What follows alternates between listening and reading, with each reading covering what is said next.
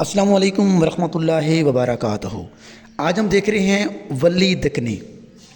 ولی دکنی 1667 یعنی 1667 کو اورنگ آباد کے اندر پیدا ہوئے اور 1730 کو احمد آباد کے اندر انہوں نے وفات پائی۔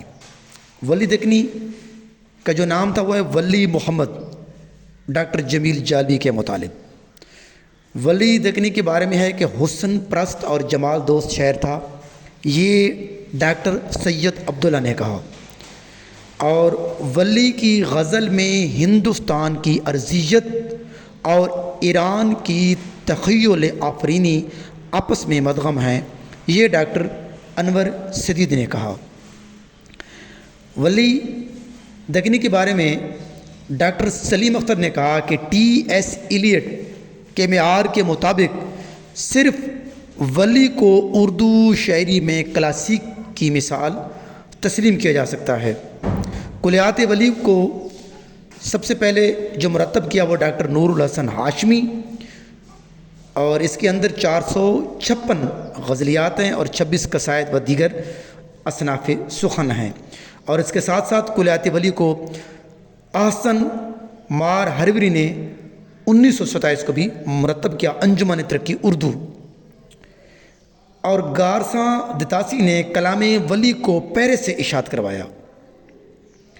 اس کے ساتھ ولی جو تھا وہ سیر و سیاحت کا دل دادا تھا۔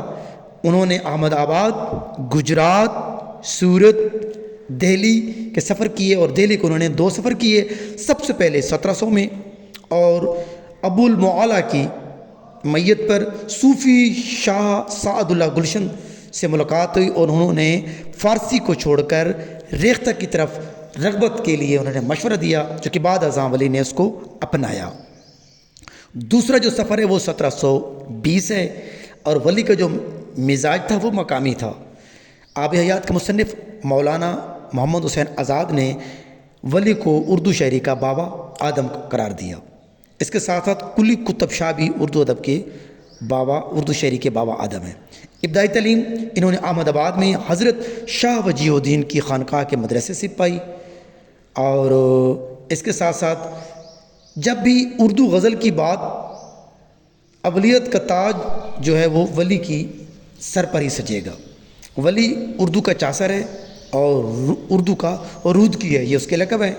جمال دوست شاعر ہے، یہ سید عبداللہ نے کہا۔